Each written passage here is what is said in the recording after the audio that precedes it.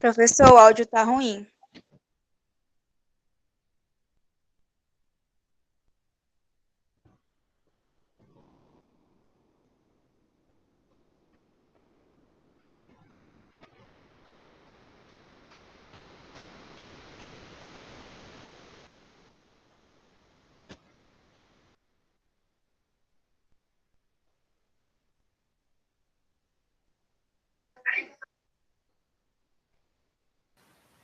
Professor, tá sem áudio, senhor.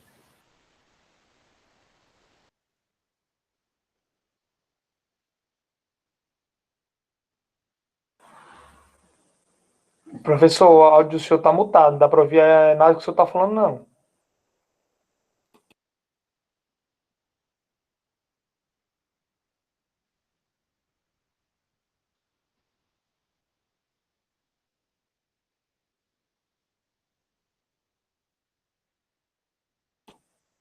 Continua mudo, professor.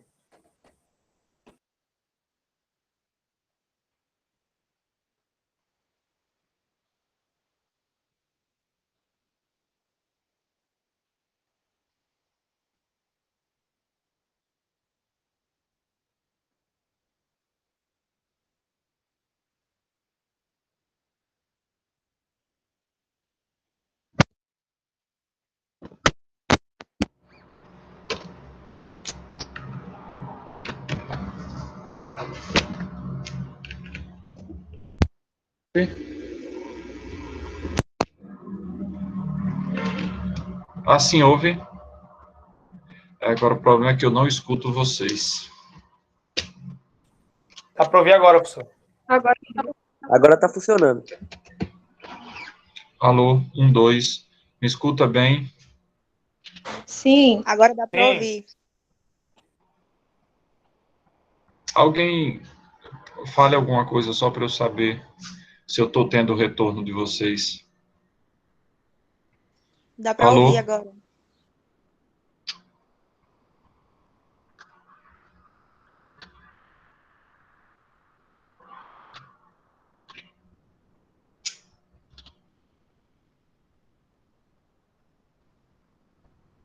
Não consigo ouvir, mas escuta bem, né? Não estou tendo retorno, mas tudo bem. Vamos lá. Se me escutam, ótimo. O primeiro capítulo, que trata necessariamente da primeira competência, é só para saber se você domina ou se você conhece minimamente quais são as chamadas regras da língua, dessa variante chamada padrão. Porque é nela que a gente tem que se expressar nas chamadas situações formais de fala. Você não pode, como eu dizia lá no outro vídeo, você não pode ir à praia de paletó e gravata, assim como você não pode ir ao fórum de roupa de praia, de maiô, de biquíni, o que seja. É preciso estar adequadamente vestido, quer dizer, estar de acordo com a situação que pede a roupa, assim também na fala. A gente precisa estar com a fala adequada à situação linguística em que a gente se encontra. Esse foi o resumo do que a gente viu na primeira aula. Agora, nessa segunda aula, tem a ver com a capacidade que a gente tem de seguir um fluxo do assunto, sem se perder, sem sair do foco do assunto. O título desse capítulo é Desenvolva o tema sem fugir do assunto. A segunda competência do Enem avalia a sua capacidade de compreender o tema que foi proposto. Vocês notem que, numa redação do Enem, por exemplo, o que aqui acontece? Você tem o tema proposto e alguns textos chamados textos motivadores. Esses textos motivadores são textos de diversas confecções. Você tem texto linguístico e você tem texto oral, aliás, Você tem texto simbólico e texto escrito.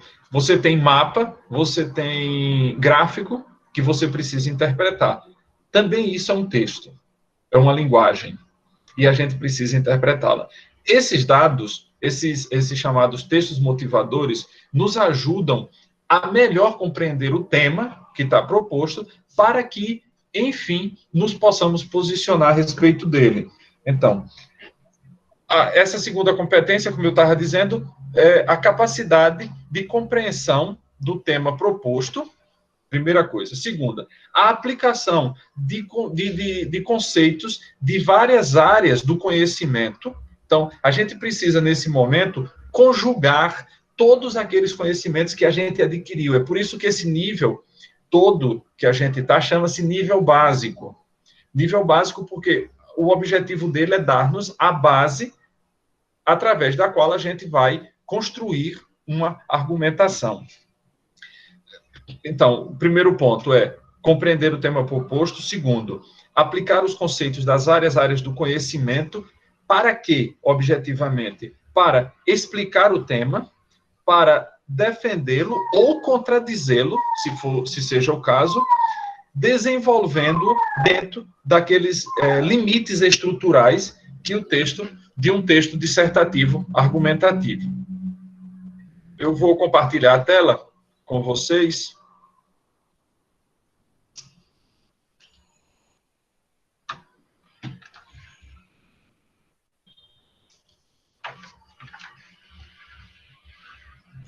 A primeira coisa sobre a qual, depois vocês deem... Isso daqui é o que eu estava falando, explicando, ampliando um pouco isso que está aqui. E eu queria falar com vocês sobre essa coisinha aqui. Dissertar e argumentar são a mesma coisa? Essas palavras são sinônimas? Eu fiz duas perguntas. São a mesma coisa? São sinônimas? São duas respostas, portanto. Para a primeira pergunta é não. Para a segunda pergunta, sim. Aí você diz, espera aí, como dissertar e argumentar não são a mesma coisa e, no entanto, são sinônimos? Ora, porque um sinônimo não é necessariamente a mesma coisa. Um sinônimo, ele é em parte igual e em parte diferente. Não existe na língua portuguesa ou em nenhuma outra língua um sinônimo perfeito. Não existe um sinônimo perfeito. Dissertar e argumentar. Vejam bem, o que é dissertar? Dissertar é você exprimir a sua opinião a respeito de qualquer coisa. É você dizer o que você acha, sem você dizer por quê. Sem você dar exemplos, sem você fundamentar a sua opinião. Você simplesmente diz, eu não gosto disso, eu não gosto daquilo. Isso é bom e isso é ruim. Mas não fundamentar, não dar fundamentos para isso. Quando você procura fundamentos, procura exemplos, e aí eu vou usar o termo técnico, você procura argumentos para embasar a sua opinião, aí você está, como a palavra técnica é argumento, aí você está argumentando, dando as razões da sua opinião. Argumentar, portanto, é informar a outra pessoa de um modo, de uma maneira clara, através de exemplos que sejam bem desenvolvidos e que estejam de acordo com aquilo, com o tema, ainda com objetividade, sem se perder demasiadamente, e com precisão. Isso é argumentar. Depois tem esse outro ponto aqui, que é a questão do parágrafo.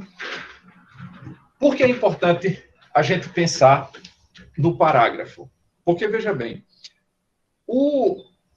quando a gente estuda o texto dissertativo argumentativo, normalmente, especialmente nos cursinhos, a gente aprende o seguinte, que um texto argumentativo precisa ter um parágrafo de introdução, 2 ou 3 parágrafos de desenvolvimento e um parágrafo de conclusão. Então, em tese, um texto argumentativo teria entre 4 e 5 parágrafos. Aí vem aquela coisa, o que é um parágrafo? O que compõe um parágrafo? Como eu sei onde começa um parágrafo? Ou aliás, melhor, como eu sei quais são os limites de um parágrafo? Cada parágrafo necessariamente deve conter uma ideia central. Ele pode ter mais de uma ideia? Sim, desde que essas ideias sejam apenas auxiliares àquela chamada ideia central. Você não pode ter duas ideias centrais dentro de um mesmo parágrafo. Quando a gente vai estudar, ou aliás, quando a gente vai escrever o texto, qual é a grande dificuldade que os alunos... Eu estou há quase 20 anos dando aula de português, e qual é a grande dificuldade que eu encontro nos alunos? Apesar de eu dizer como deve ser feito o texto, todo o momento mais importante da escritura de um texto é o momento chamado pré-textual. É antes de você pegar o seu papel para escrever o seu rascunho. É como você vai organizar suas ideias. Essa é a coisa mais importante do texto. Porque é onde você vai ter um texto com início, meio e fim.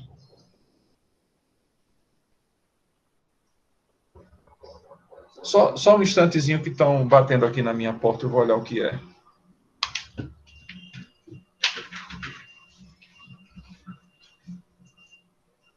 Boa tarde, pessoal. Vejamos aqui. Cala a boca, mano. Já tá falando. Produção.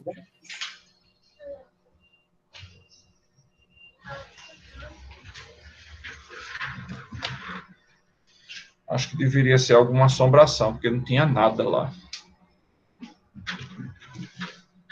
Aí, veja essa parte com o clipe, é interessante, são sugestões. A introdução é o espaço reservado para a pessoa definir-se contra ou a favor do tema. Os desenvolvimentos são para argumentar, exemplos são bem-vindos, e a conclusão deve conter propostas para solucionar ou minimizar o problema focado em caso de temas objetivos. Vamos olhar aqui esse texto. Esse texto foi tirado do site do Drauzio Varela. Vamos aqui, olhem. Por que razão é tão difícil manter o peso ideal? Se todos almejam ficarem esguios e sabem que a obesidade aumenta o risco de hipertensão, diabetes, osteoartrite, ataques cardíacos e derrames cerebrais. Vejam, eu comecei o texto dando uma tonalidade de pergunta, sabem? Por causa disso aqui, olha. Aquilo que está no final da última aula, da primeira aula, que era sobre os 4 porquês. Porque separado, a gente já deve ter em mente que se trata de uma pergunta. Então, a gente já começa fazendo o tom de pergunta. Por que razão é tão difícil manter o peso ideal se todos almejam ficar esguios e sabem que a obesidade aumenta o risco de hipertensão, diabetes, osteoartrite, ataques cardíacos e derrames cerebrais? No cérebro, existe um centro neural responsável pelo controle da fome e da saciedade. Milhões de anos de seleção natural forjaram a fisiologia desse centro para assegurar a ingestão de um número de calorias compatível com as necessidades energéticas do organismo. Nessa área cerebral, são integradas as informações transmitidas pelos neurônios que conduzem sinais recolhidos do meio externo, nas vísceras, na circulação e no ambiente bioquímico que serve de substrato para os fenômenos psicológicos. Vejam bem, a gente pode parar um pouquinho nesse texto e fazer algumas considerações. Primeira coisa, qual é a ideia principal? A ideia que é, digamos, a chave mestra de todo o texto. É isso daqui, manter o peso ideal. A manutenção do peso ideal é a ideia principal desse texto. Agora, ele só tem essa ideia? Não, se vocês repararem, existem ideias secundárias. Quais são essas ideias secundárias? As consequências da obesidade. Aumento do risco de hipertensão, diabetes, osteoartrite. Todas essas aqui são ideias secundárias. Também são ideias secundárias aqui, olhem. A seleção natural. Porque todas essas coisas vão forjando o cérebro para que o peso ideal seja mantido. As necessidades, ó, veja aqui, a seleção natural, a questão das necessidades energéticas, as funções dos neurônios e os fenômenos psicológicos. Todas essas são ideias secundárias, todas elas, de alguma maneira, relacionadas com a ideia central, que é a dificuldade de manter um peso, ou o peso ideal. Um outro ponto interessante aqui é isso: como ser coerente? A primeira coisa é, o que é ser coerente? Como é que a gente pode definir coerência? Coerência é a capacidade que a gente tem de um texto manter-se íntegro, manter-se o mesmo do início, com meio e com fim. Isso é ser coerente. É o seu texto fluir como se fosse um único texto, não como se fossem 3 textos distintos. O grande problema, muitas vezes, na hora que a gente vai escrever uma redação, é que a gente acha que quando lê o tema, que quando lê os textos motivadores, a gente já sabe tudo aquilo que vai precisar dizer. Aí você não tem uma introdução que preste, uma introdução que diga o que é que você vai fazer naquele seu texto, você não tem uma organização do seu texto e, obviamente, uma conclusão pior ainda. Cada parágrafo parecerá um texto completamente independente do anterior. Eu sempre comparo um texto coerente, um texto fluido, a uma estrada boa. Aquela estrada em que você está e que tem um fluxo bom, que você não fica parando o tempo todo, que não há buracos nas estradas, que não há quebra-molas, que não há curvas muito acentuadas. É uma estrada boa e tranquila de dirigir e que você, às vezes, se esquece até que está dirigindo. Um texto bom, um texto coerente, um texto fluido, aquele texto que tem início, meio e fim, é um texto em que a gente não percebe estranhezas no texto.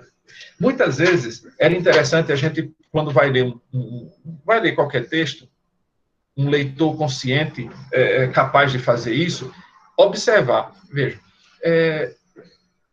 o autor, na introdução, disse, olha, vamos tratar esse capítulo, vamos tratar disso, disso, disso e disso. Aí a gente marca. Aí ele disse aqui que vai tratar 3 coisas. Você começa a ler o texto. Muito bem, ele fala da primeira e delonga-se na primeira. E você termina o capítulo e diz, epa, peraí, está faltando coisa aqui. E quando olha, o autor esqueceu de tratar das outras 2 coisas que se tinham proposto. Eu volto já sobre isso. Às vezes, e aí tem uma coisa, muitas vezes, eu acho que eu disse isso na aula passada, às vezes a gente acha que escrever bem é escrever usando palavras que ninguém entenda. Fazer como os políticos, que querem parecer mais do que o que são, ou mais honestos, se é que a gente pode botar esse mais aí, né? O político quer parecer honesto e fala um texto que quem o está escutando não compreende. Porque as palavras são palavras que não se usam mais, são palavras... É para mostrar a importância. E utilizar a forma padrão da língua, não significa você utilizar esse vocabulário que já está fora de uso. A forma padrão da língua é você utilizar, é você ser entendido, mas ser entendido de uma maneira adequada. Eu não quero usar a palavra correta, porque correto significa, se uma forma é correta, significa que todas as outras são erradas. Eu digo adequada por aquelas coisas que eu já expliquei lá no vídeo 1. Você, na situação de fala que você está, a sua fala é adequada àquela situação de comunicação em que você está? Se sim, então você está correto. Se você está com seus amigos na praia, num bar, numa festa, por que você está preocupado com essa adequação, se é com seus amigos que você está? Olhem, aqui tem um quadrinho bem interessante. Esse quadrinho foi criado por um estadunidense chamado Philip Broughton. Ele era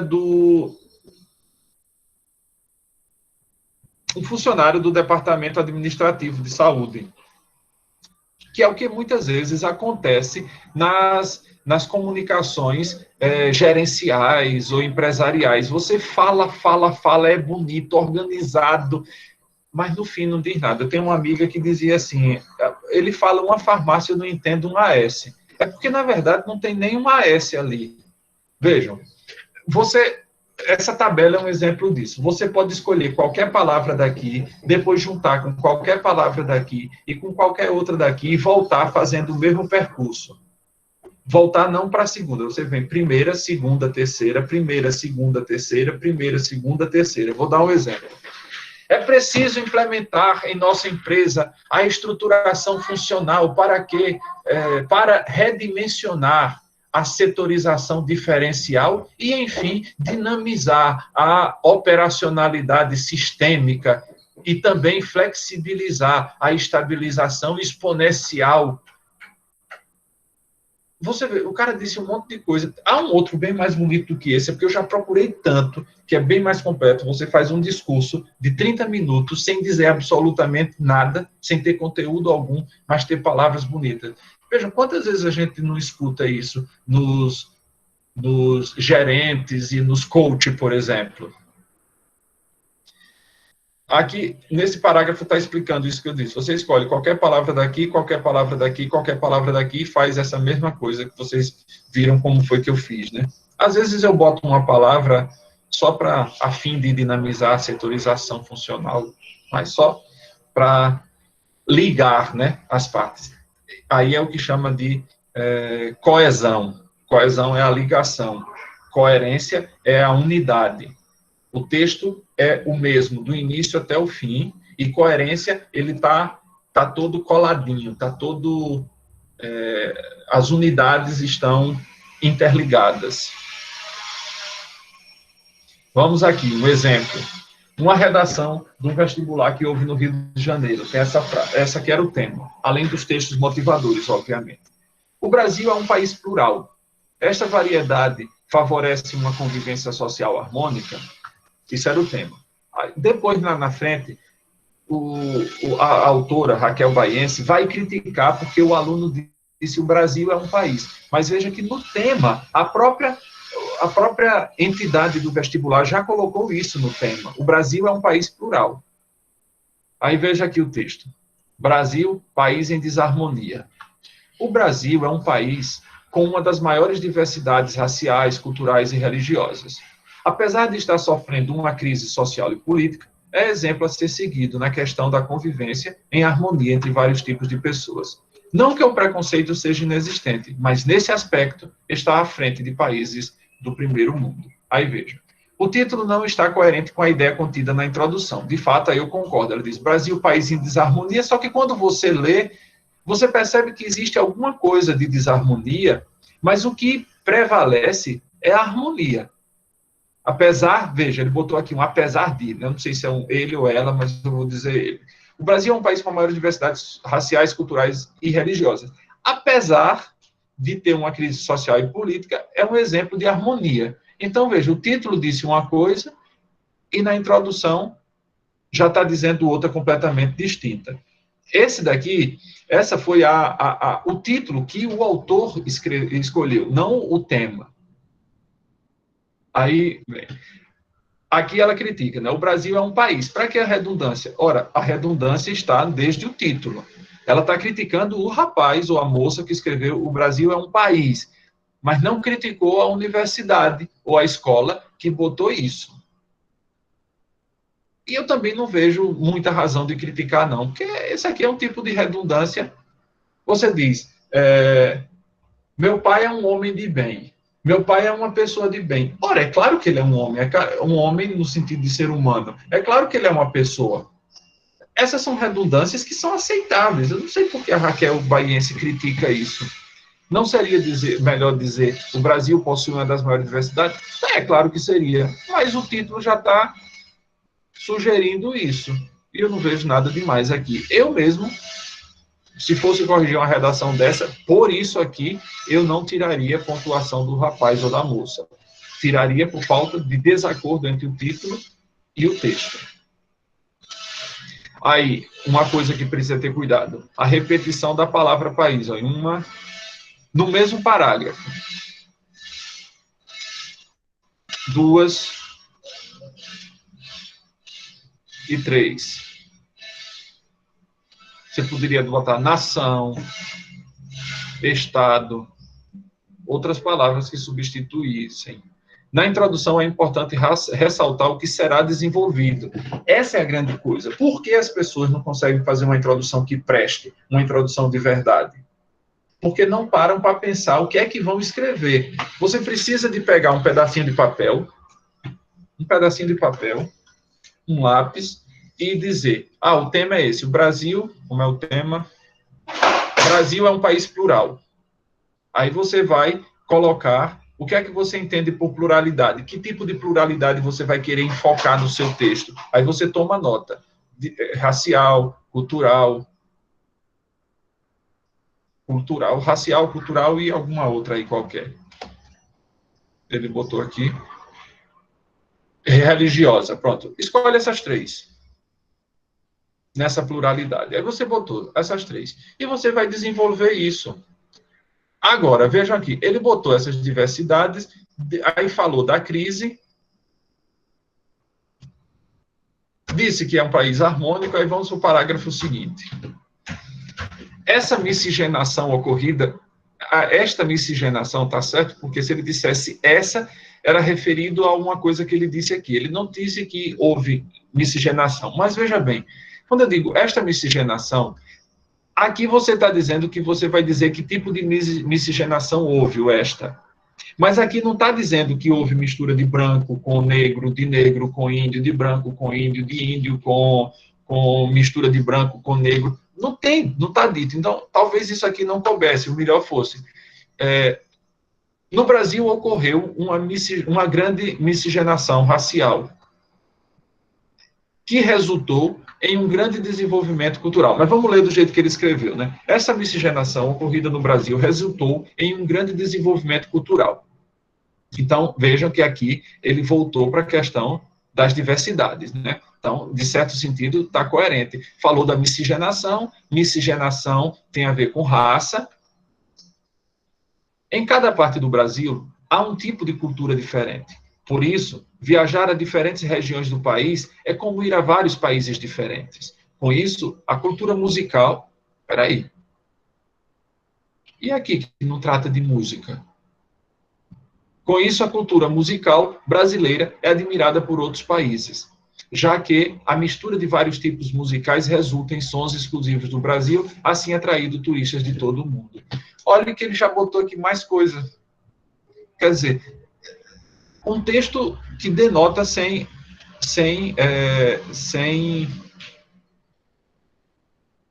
organização. A repetição no nome Brasil, de país de novo, né? País, países, Brasil de novo.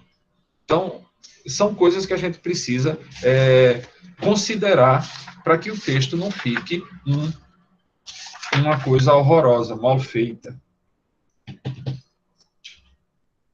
Então, se você reparar, existe uma certa, eu não diria uma total, mas existe uma certa falta de lógica entre o que ele propõe na introdução e o que está aqui. Ele começou, chegou até aqui. A partir daqui já é outra história. Já não tem mais relação nenhuma. As 3 primeiras linhas relacionam-se à introdução e depois já começa um mundo novo. E aí, no parágrafo seguinte, veja, já não tem mais nada a ver com nada. Começa com classe social. Até que aqui nem trata de classe, né? Raciais, culturais e sociais. Diz que há uma crise social e política. E vamos aqui. Cada classe adota um padrão onde, esse onde não cabe aqui, né? Onde quem não obedece é discriminado. Por exemplo, quando uma pessoa fala errado, isso se torna motivo de marginalizá-la. O exemplo é legal, dar exemplos é bom na redação, porque isso é argumentar. Mas, será que esse exemplo aqui é um exemplo que vale a pena? Porque qual é a pessoa hoje que não fala errado? O que é que ele considera falar errado? Porque eu sou professor de português e eu também cometo erros quando falo. Então, o que é falar errado? O que é que ele considera falar errado? Isso era coisa que precisava estar clara aqui, né? O que é falar errado para ele? Aí diz aqui, relê a introdução. Você vê que isso aqui não tem nada a ver com o que com o que ele se propôs a fazer, né? Aí vamos lá. Contrariando as tendências mundiais, você vai ver que ele não vai dizer quais são essas tendências. Mas que tendências? Contrariando as tendências mundiais, o Brasil não tem grandes conflitos raciais. Conflito racial é uma tendência? Não sei. Como ocorre nos USA.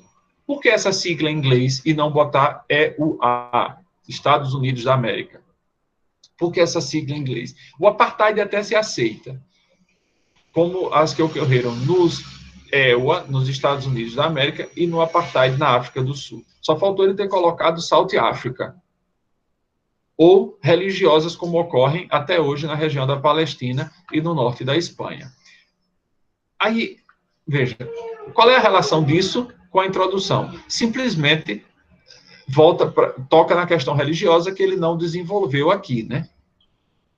Existe essa única relação. O povo brasileiro soube, de certa forma, se unir e superar seus problemas. Aí a conclusão. A solução para a convivência pacífica, igualitária e plena entre a população brasileira é que o governo invista na educação e na conscientização social. É necessária a melhora do ensino público a fim junto, coisa que a gente viu na aula passada, né? De formar adultos conscientes dos seus direitos e principalmente dos seus deveres. Vamos aqui. O que é que se espera na conclusão? Que você proponha aquilo que você acha ser uma solução e não dê coisas muito gerais. E quando você der uma solução, dizer o como. Por exemplo, a solução é que o governo invista na educação e na conscientização social. Como?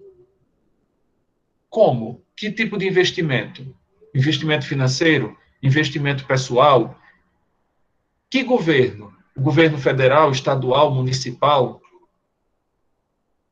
Dentro desse governo, ele está falando só do executivo, do legislativo e do judiciário? Estão todos os três envolvidos, ou somente o executivo, ou o legislativo, ou os três poderes? Como é isso? Que governo? Porque o governo é tudo. A gente pensa que o governo é somente o executivo, mas o governo são os três poderes. Por isso chama-se três poderes. Um faz as leis, o outro executa e o outro faz a julga. Então, é um grupo que deveria trabalhar em harmonia.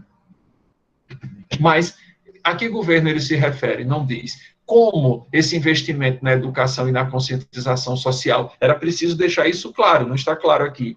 É necessária a melhoria do ensino público. Isso é tão vago no mundo. O que é que precisa melhorar no ensino público? Claro, quando a gente lê uma coisa dessa, vem na cabeça uma porrada de coisas. Mas é preciso que o autor deixe claro, porque ele tem uma coisa em mente. Ele deveria... O tema da redação era a questão da harmonia, né? Da pluralidade, como é que essa pluralidade gera uma harmonia. Então,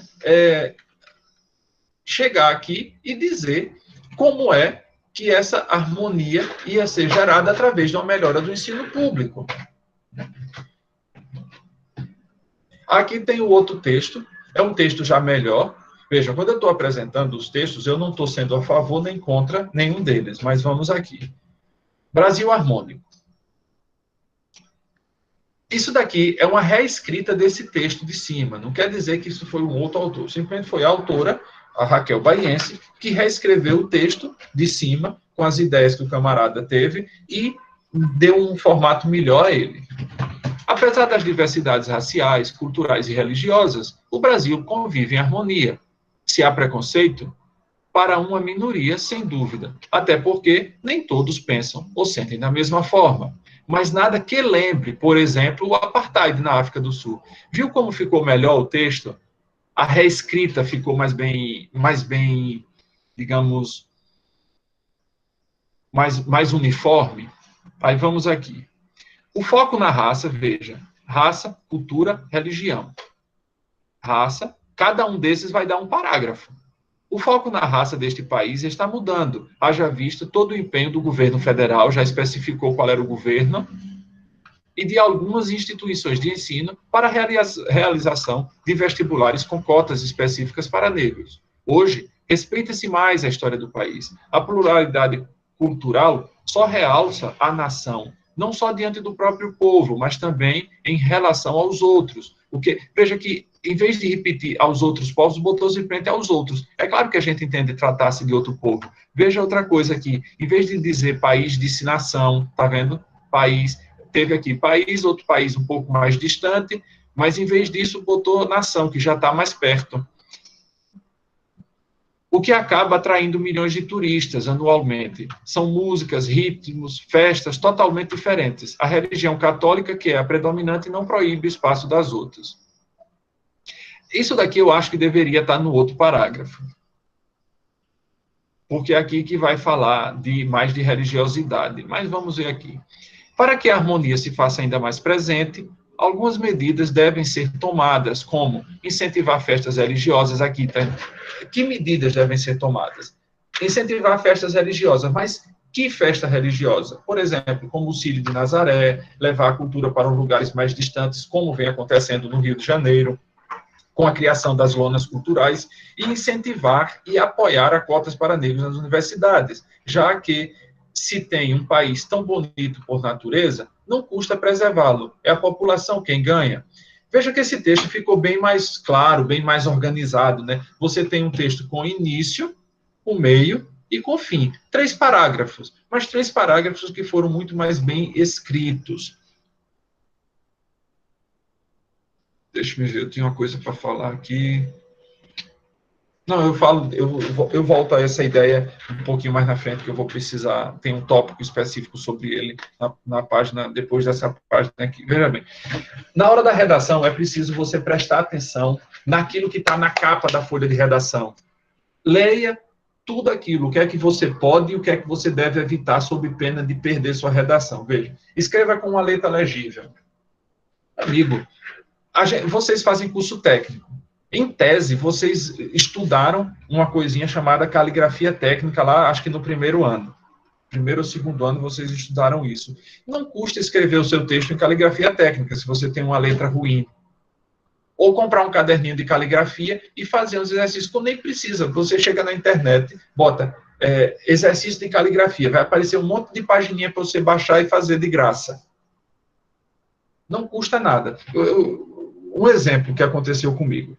Um dia, faz alguns anos, eu estava com uma dor terrível no ciático, era uma crise de gota, e eu não sabia, e uma dor horrenda no ciático. Eu fui ao médico, esse médico eu já ia a ele outras vezes, e ele me passou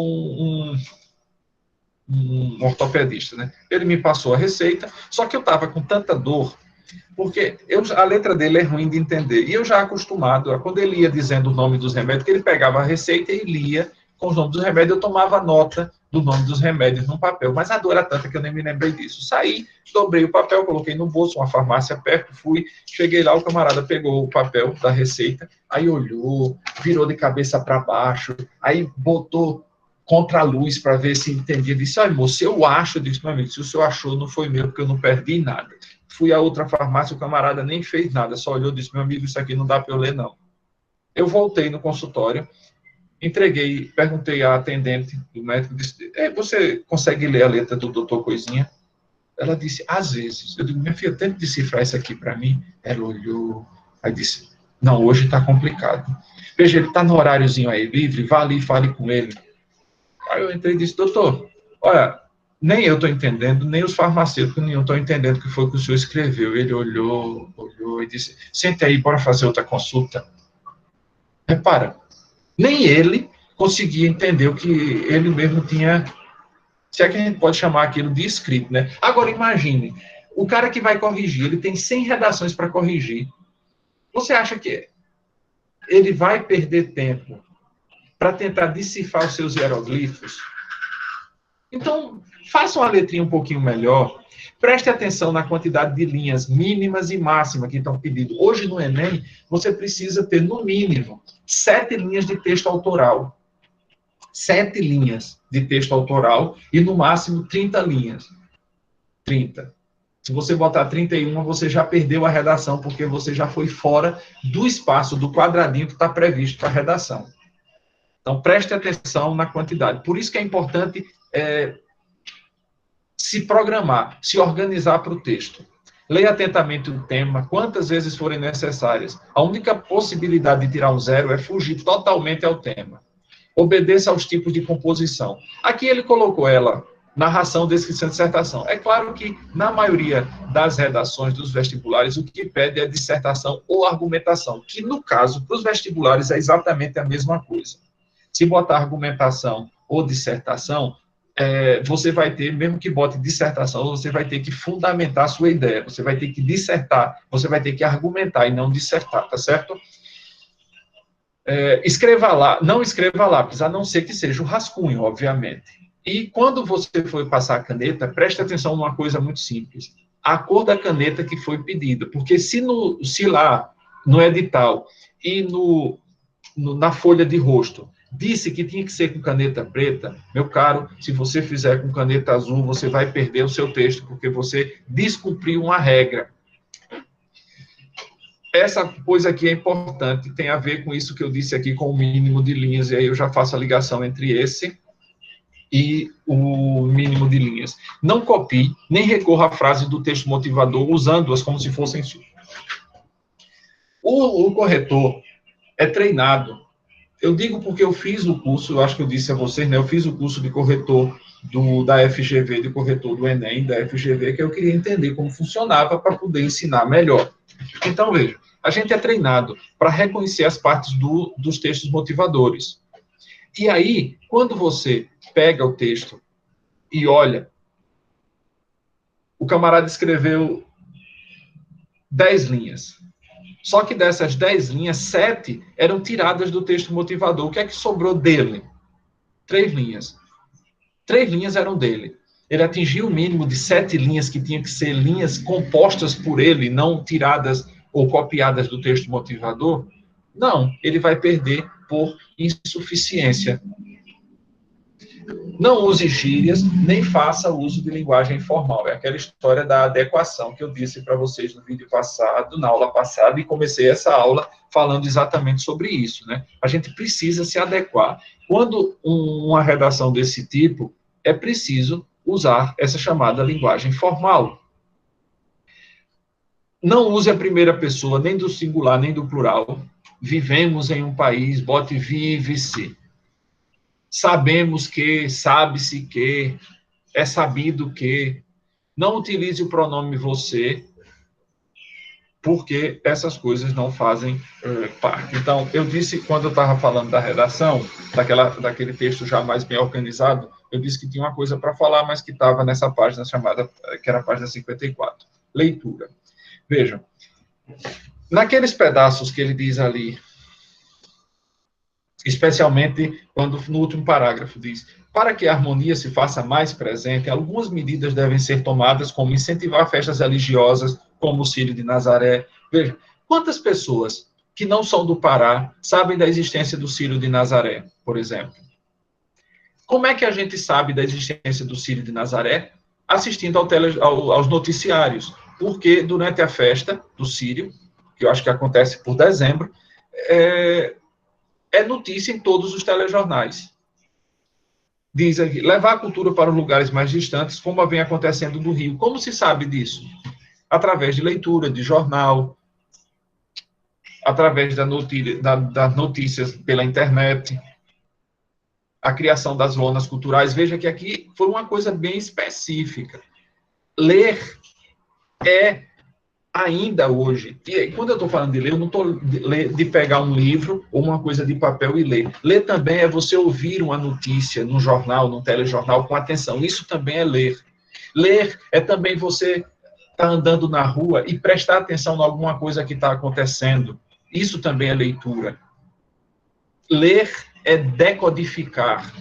Você lê o mundo, você decodifica o mundo, você decodifica as coisas, as notícias, ouvidas ou lidas. Você decodifica uma placa de trânsito.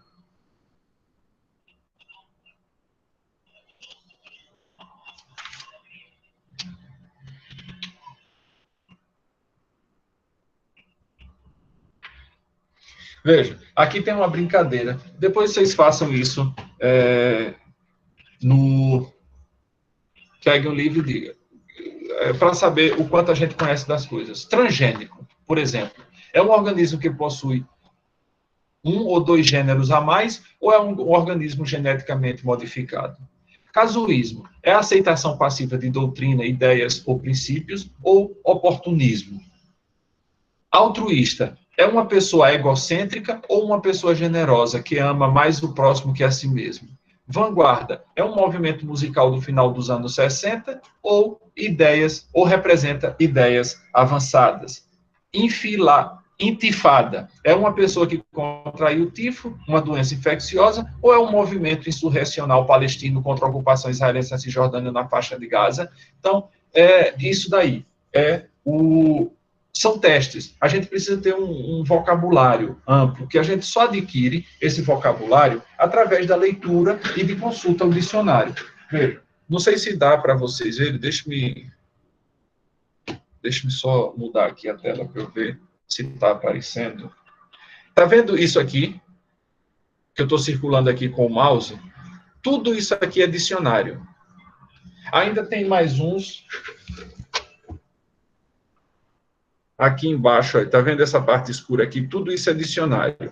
Aqui é enciclopédia. Aqui estudo de línguas.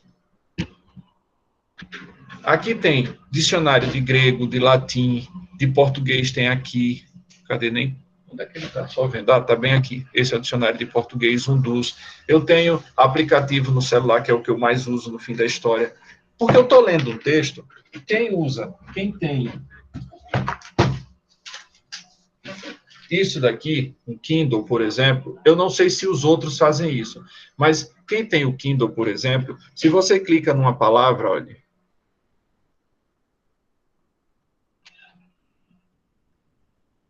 ele abre o vocabulário. Você não sabe o que é, clicou na palavra, ele abre o vocabulário. Às vezes isso é massa porque você tem uma consulta muito mais rápida. Por outro lado, deixa a pessoa preguiçosa, porque você termina não memorizando.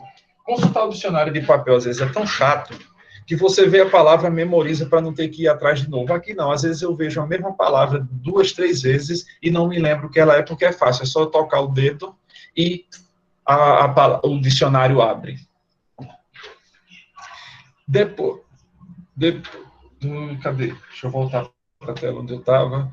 Depois tem esse exercício. Eu vou digitar isso aqui ainda. Obviamente, vou fazer algumas alterações e vou colocar lá no SIGA e vai ser e vou fazer outras questões que vão ser tiradas de dentro desse assunto que a gente viu, e aí vocês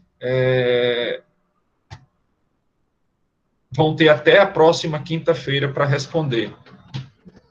Se acontecer, como eu estava vendo, que algumas pessoas, ou porque entraram depois, eu botei um vídeo explicando como responder pelo SIGA, ou como responder essas atividades pelo celular. Eu vi que muita gente estava com a prova abriu, mas não respondeu absolutamente nada. Eu supus que ela abriu pelo celular, mas que não fez aquela artimanha que eu tinha dito de colocar na visualização para computador. É a única forma que há de a gente responder aquela prova pelo celular e conseguir marcar e conseguir escrever. De outra forma, ela não abre. Você clica e não abre o teclado do celular. eu vou evitar, apesar de que na primeira eu coloquei umas questões abertas, eu vou evitar de colocar questões abertas, porque eu sei que algumas pessoas vão fazer pelo celular, e para não ocorrer outro problema desse, eu vou procurar fazer as questões mais, tipo, verdadeiro ou falso, e de assinalar aquela que seja, tipo, marca X. Tá certo? Vou eu parar a gravação agora. Se vocês tiverem alguma pergunta para fazer,